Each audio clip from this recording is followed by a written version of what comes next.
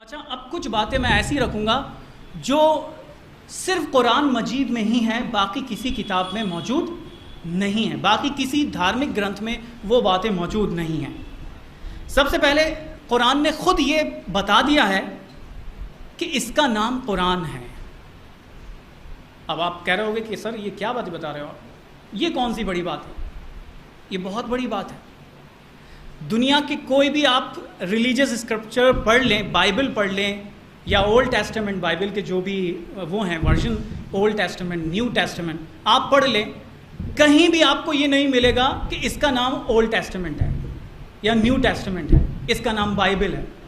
دنیا کی کوئی بھی کتاب جو دوسری مذہب کی کتابیں ہیں، اس میں اس کتاب کا نام کیا ہے یہ ہے ہی نہیں موجود، لیکن قرآن خود بتاتا ہے کہ اس کتاب کا نام قرآن ہے۔ یہ بہت بڑی بات ہے۔ اس کتاب کا نام کیا ہونا چاہیے یہ اللہ تعالیٰ نے انسانوں پر نہیں چھوڑا ہے کہ تم لوگ اپنا جو چاہے اس کا نام رکھ لو، بلکہ خود اللہ تعالیٰ نے اس کتاب کا نام بتایا، اور اس کتاب کا نام کیا ہے؟ قرآن۔ اور صرف اتنا ہی نہیں، بلکہ اللہ تعالیٰ نے یہ بھی بتایا کہ اس کی زبان کیا ہے، قرآن عربین۔ سورہ فصلت کی آیت ہے، آیت نمبر 3، جس میں اللہ تعالیٰ نے یہ بھی کلیئر کر دیا ہے کہ اس قرآن کی زبان عربی ہے۔ آج بائبل کے ساتھ کیا پرابلم ہے آپ کو پتہ ہے؟ بائبل کی اصل لینگویج کیا ہے یہ کوئی نہیں جانتا۔ آپ انسائکلوپیڈیا آپ اٹھا کر دیکھیں، گوگل پر دیکھ لینا، کبھی چیک کرنا، بائبل کے بارے میں الگ الگ باتیں موجود ہیں۔ کوئی کہتا ہے کہ اس کی اصل لینگویج جو ہے وہ گریک لینگویج ہے، جو یہ نازل ہوئی تھی بائبل یہ گریک لینگویج میں یا لیٹن لینگویج میں یہ نازل ہوئی تھی، ایرامائک ایک لینگویج ہے اس لینگویج میں نازل ہوئی تھی۔ یعنی دوسری کتابوں کے بارے میں یہ واضح ہی نہیں ہے، یہ کلیئر ہی نہیں ہے کہ ان کتابوں کی اصل لینگویج کیا ہے، لیکن قرآن خود یہ بات بتا دیتا ہے کہ اس کی لینگویج کیا ہے۔ کیوں بتاتا ہے یہ بات؟ اللہ تعالیٰ نے یہ کیوں بتایا قرآن عربین، کہ اس قرآن کی زبان عربی ہے؟ کیوں بتائی یہ بات؟ کیونکہ لوگ ٹرانسلیشن کو اصل کتاب نہ سمجھ لیں۔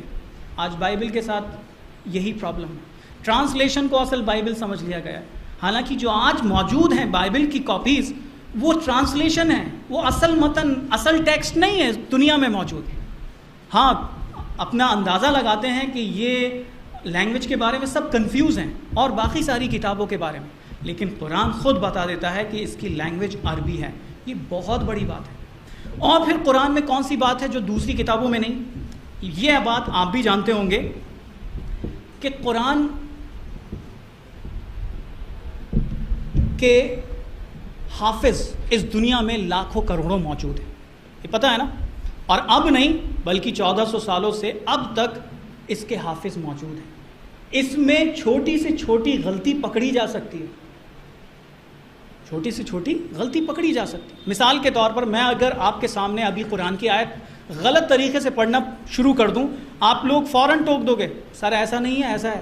مثال کے طور پر میں ایک آیت پڑھنا شروع کرتا ہوں، آپ اس میں ذرا کوشش کریں کہ میں کیا غلط کہہ رہا ہوں۔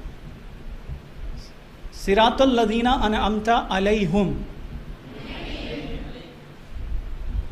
یہ خاصیت صرف قرآن کی ہے۔ غیر المغضوب علیہم ولا الضالون، کیا غلط پڑھ رہا ہوں؟ یہ خاصیت صرف قرآن کی ہے، کسی اور ریلیجس اسکرپچر کی نہیں ہے۔ کیوں؟ کیونکہ وہ اس کی لینگویج کیا ہے یہی نہیں پتہ۔ یہ تو واضح طور پر کلیئر ہے کہ قرآن عربی میں ہی ہے، اس کو عربی میں ہی، کوئی نماز میں یہ نہیں کہے گا all praise is due to Allah، کوئی نماز اس طرح سے پڑھے گا نہیں، قرآن عربی میں پڑھا جائے گا۔ تو یہ قرآن اس کے لاکھوں، آپ دیکھیں قرآن کی ایک خاصیت دیکھیں کہ یہ کتنی آسانی سے یاد ہو جاتا ہے، پورا کا پورا قرآن ورڈ بائی ورڈ اس کو یاد کیا جا سکتا ہے۔ کیا کوئی دوسری کتاب اس طرح کی ہے؟ ہزاروں پیج ہیں اس میں، قرآن میں ہم دوسری کتاب کے 3-4 پیج ورڈ ٹو ورڈ ہم لرن نہیں کر سکتے، لیکن قرآن آپ دیکھیں، اس کی خاصیت آپ دیکھیں کہ اس کا ورڈ بائی ورڈ آسانی سے یاد ہو جاتا ہے۔ لاکھوں کروڑوں حافظ موجود ہیں اس دنیا میں، یہ اس کی حفاظت کا سب سے بڑی دلیل ہے اللہ۔ اور پھر اس قرآن کی ایک اور خاصیت یہ ہے کہ یہ کتاب خود اس بات کا دعویٰ کرتی ہے کہ اس کی حفاظت کا ذمہ خود اللہ نے لیا ہے، بلکہ کسی اور کتاب میں ایسا دعویٰ نہیں کیا گیا ہے. یہ میں وہ باتیں بتا رہا ہوں جو باتیں دوسری کتابوں میں موجود نہیں ہیں بلکہ صرف قرآن میں موجود ہیں. اور قرآن میں یہ دعویٰ بھی موجود ہے کہ اس کی حفاظت کا ذمہ کس نے لیا ہے؟ اللہ تعالیٰ نے. صرف اس کے ٹیکسٹ کا حفاظت کا نہیں بلکہ اس ٹیکسٹ کی انڈرسٹینڈنگ کیا ہے، اس کا بیان، اس کا ایکسپلینیشن، اس کی بھی حفاظت کا ذمہ اللہ نے لیا ہے، جس کو ہم سنت یا حدیث کے نام سے جانتے ہیں. اللہ تعالیٰ نے فرمایا، سورہ قیامہ کی آیت ہے، آیت نمبر 15، 16، 17، 18 آپ پڑھیں گے آپ کو ملے گا کہ جہاں اللہ تعالیٰ نے فرمایا کہ اس کا جمع کر دینا، اس کا پڑھا دینا ہمارے ذمہ ہے.